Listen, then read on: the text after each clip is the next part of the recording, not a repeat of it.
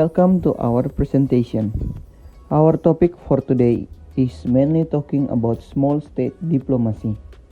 And in this case, we are going to deliver about New Zealand as the subject of our presentation.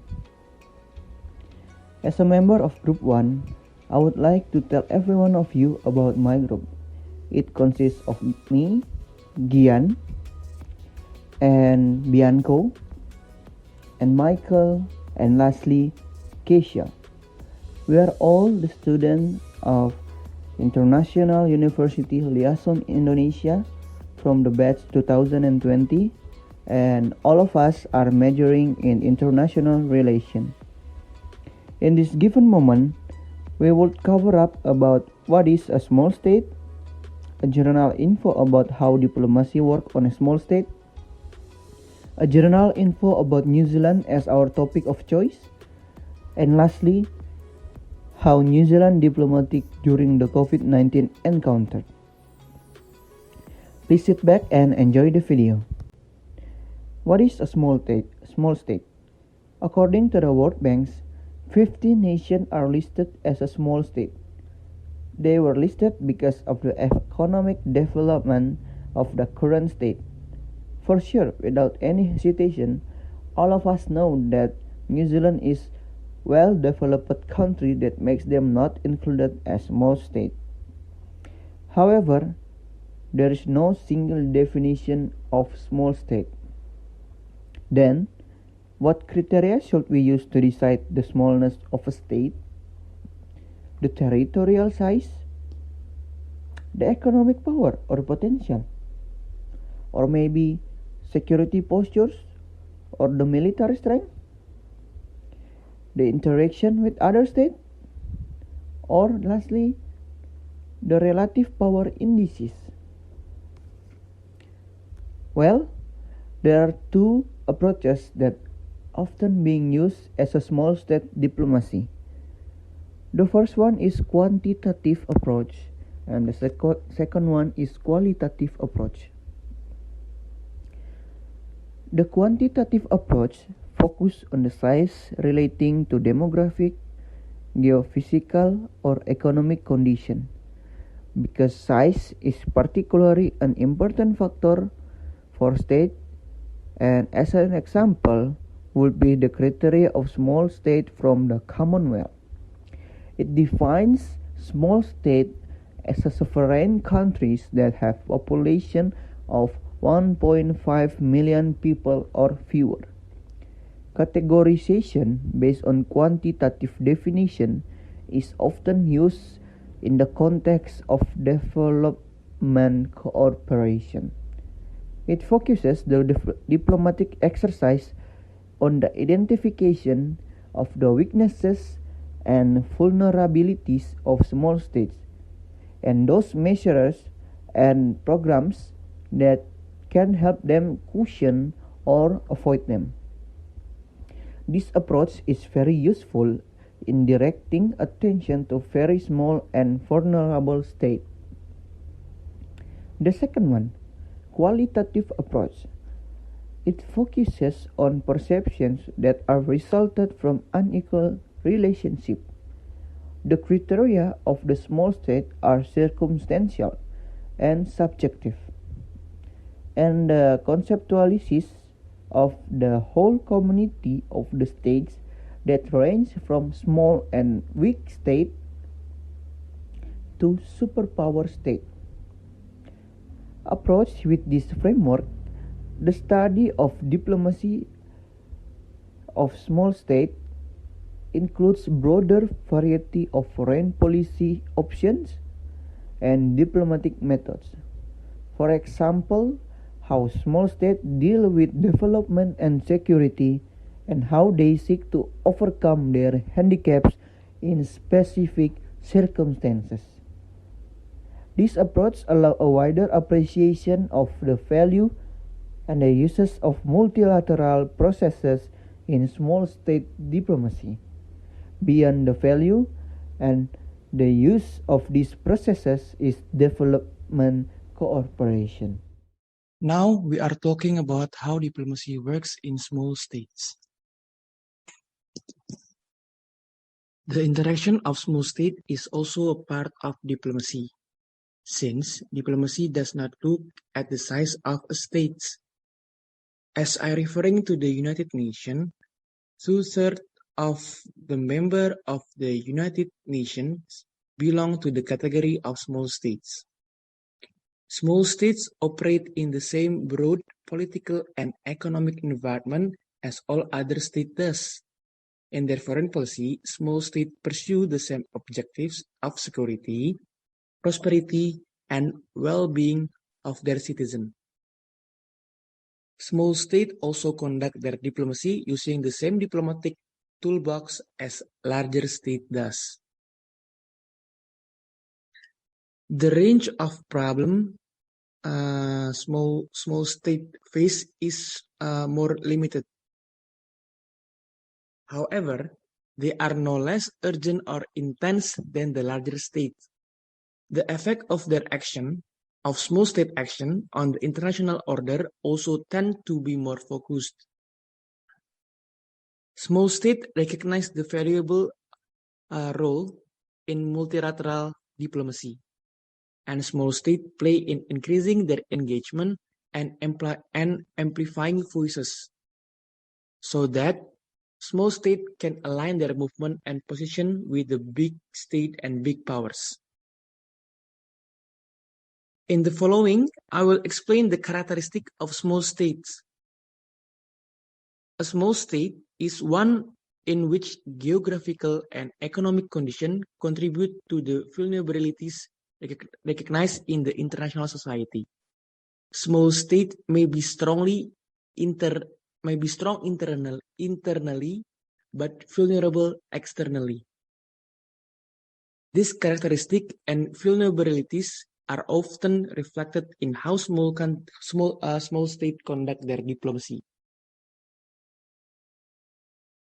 Openness, pettiness, resilience, weakness, and dependence is also a character and also an important factor influencing the involvement of small states in the international system. Now I will discuss how small states do diplomacy. In fact, good relation with big states is one of the keys for small states. Small states have resources limitation, human and also natural resources, meaning that small states often have fewer of the necessary resources. This makes small states need to depend on big states and establish good relations in order for collective solidarity to occur. However, small states will also carry out diplomacy with smaller states in order to benefit themselves, which will later lead to a relationship of dependence on the two parties, on the two states. Small states are aware that good relations often accommodate minorities. Therefore, this creates a common goal and consistency in the foreign policy and diplomacy of small states. So in this slide is the key issue for small states. Small states represent on both sides of the international system between developed and developing countries. Therefore, the issues that are important for the small states related to the environment, trade and investment, and also security in general. It is almost like a big state in general, but not broadly and not specifically. Since, as we all know, a small state still cares about itself in order to survive and compete in the international world.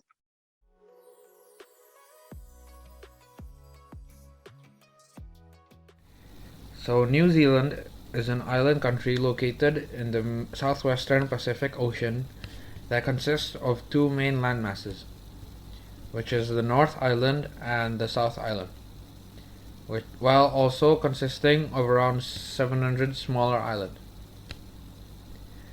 A country's size, geographical location, history, and economy all influence the way it conducts foreign policy.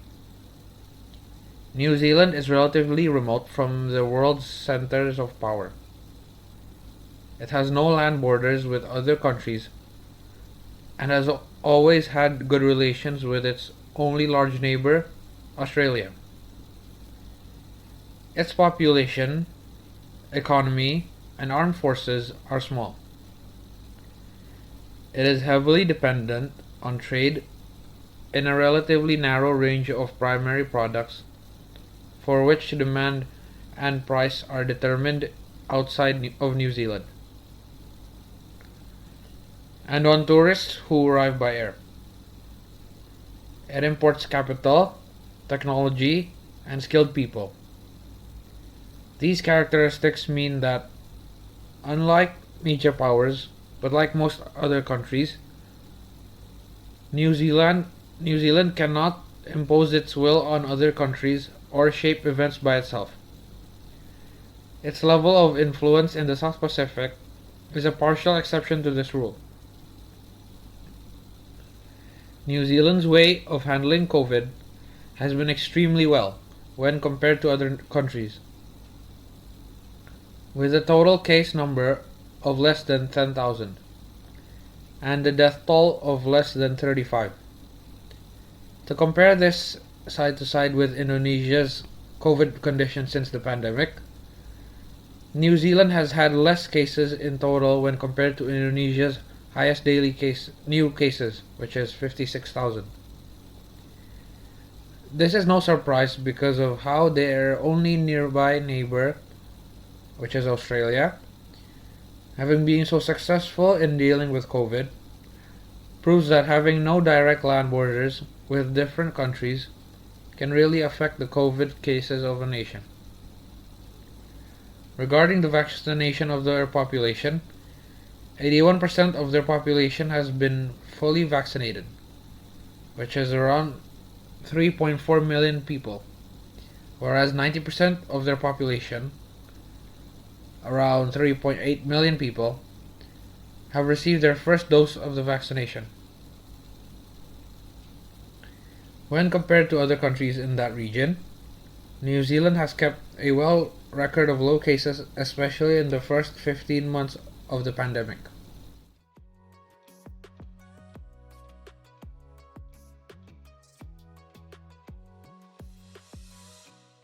So, according to Paddy and Weevil, there are three patterns of diplomacy done by small states during the COVID-19 pandemic, which are 1.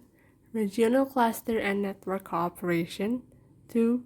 Like-minded states activism, and 3. Status seeking amid crisis.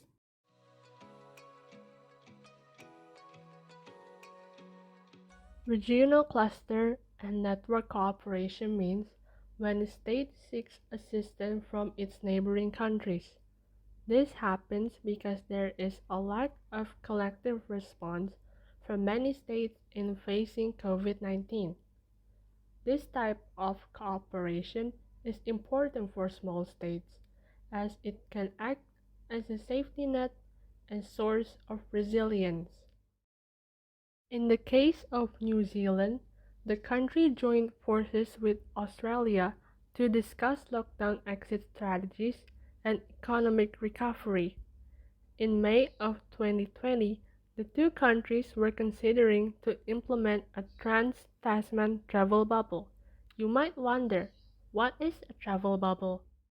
Well, travel bubble is when two or more countries establish a partnership in agreeing to open up borders and allow people to travel freely within the comfort zone. Travel bubble can be achieved when the countries involved have successfully managed and contained the COVID-19 pandemic in each of their territory. Quarantine-free travel is about to take off for the first time in more than a year. New Zealand Prime Minister Jacinda Ardern today giving the green light to a trans-Tasman bubble. No COVID, no worries. Our holiday to New Zealand is back on.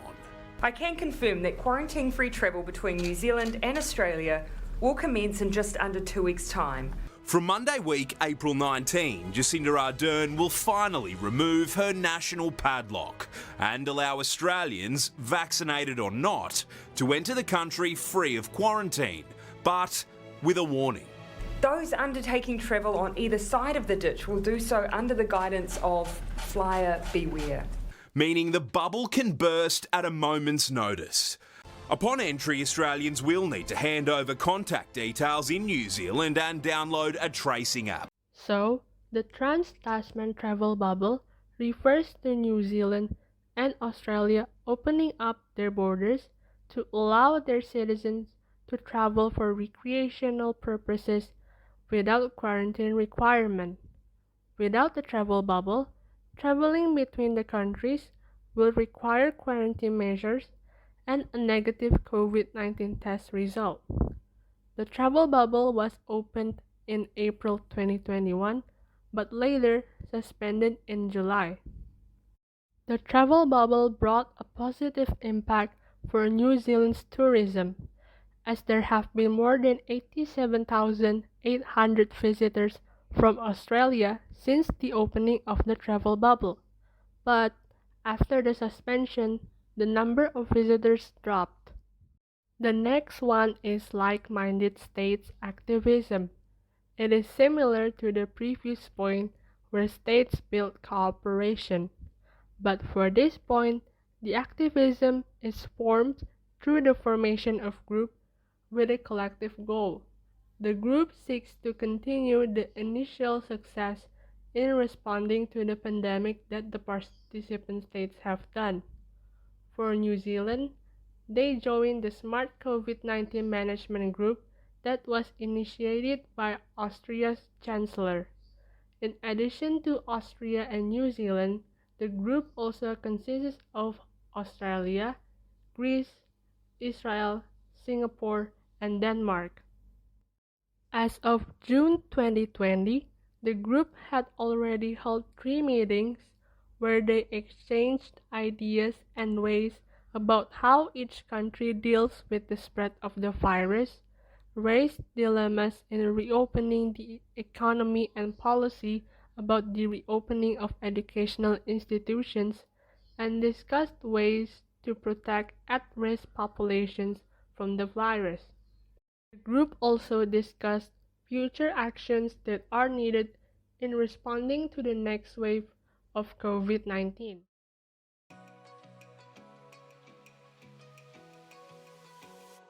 Small states tend to be overlooked because they lack the power and influence that great states have. However, during the pandemic, it is not only once that small states become headlines for their success in handling and securing the citizens from COVID-19. Small states use this opportunity to rebuild or improve their image as a forerunner and benchmark for other countries. New Zealand is one of the countries. Today there are no active cases in New Zealand. We have tested almost 40,000 people for COVID-19 in the past 17 days and none have tested positive. We have had no one in hospital for COVID-19 for 12 days. It's been 40 days since the last case of community transmission, 22 days since that person finished their self-isolation.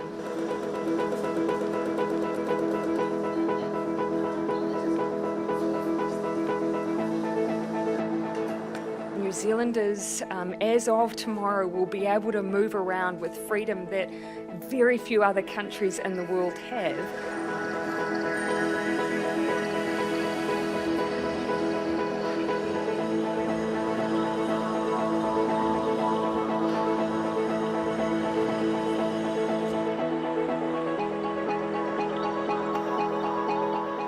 We are not immune to what is happening in the rest of the world.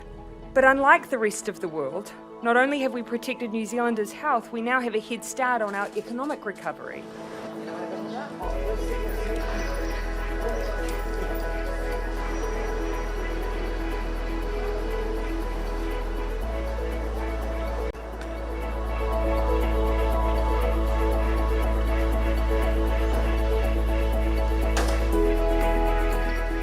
We are confident we have eliminated transmission of the virus in New Zealand for now, but elimination is not a point in time. It is a sustained effort. We almost certainly will see cases here again. And I do want to say that again. We will almost certainly see cases here again. And that is not a sign that we have failed. It is a reality of this virus.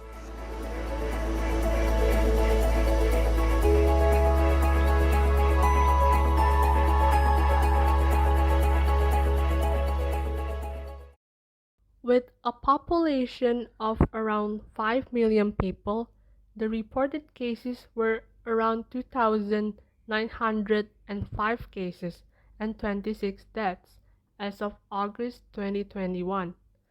The country is known for implementing strict lockdowns, which allows them to limit the virus spread, according to a database from New York Times.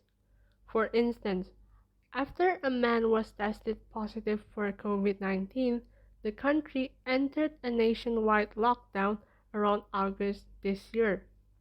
The case was assumed to be from Auckland, so the city will be in a week of lockdown, while the other areas in the country only enter a 3-day lockdown.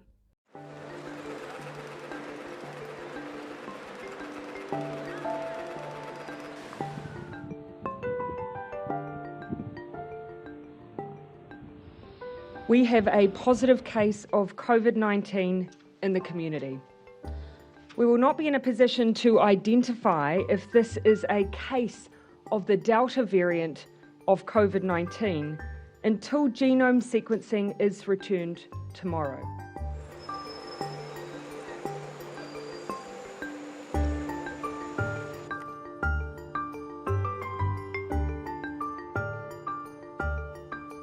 Delta has been called a game changer, and it is.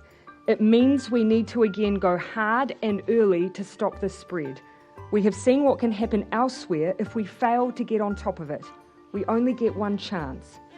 That's why Cabinet has met this afternoon and made the decision that New Zealand will move to Alert Level 4 from 11:59 p.m. tonight.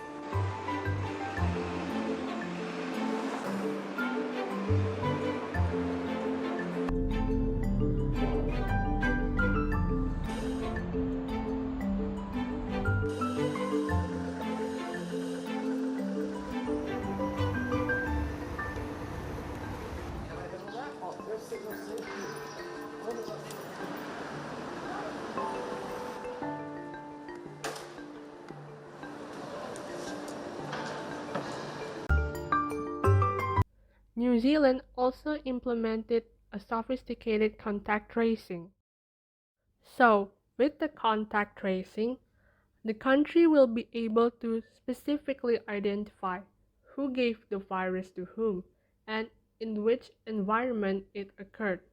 Evolutionary virologist Dr. Gemma Gagan, one of the scientists that worked to analyze genomic sequences of the virus, explained that the virus has a genome of about 30,000 letters. When it has infected a person, the virus will replicate itself over and over, and they have the chance to make a mistake, either changing or swapping a letter. Scientists can produce some kind of family tree of the virus by comparing the genomes of different cases. So they will be able to track and trace how this virus has spread through the populations. In conclusion, small states may not have the power, influence, and resources of big countries, but the occurrence of COVID-19 pandemic affected every country, no matter how big or small. Despite that, small states managed to thrive, such as New Zealand. The country is able to take advantage of the crisis to use it as a diplomatic activism. The country managed to improve their relations with other states and improve their image as one of the countries that effectively handle the COVID-19 virus.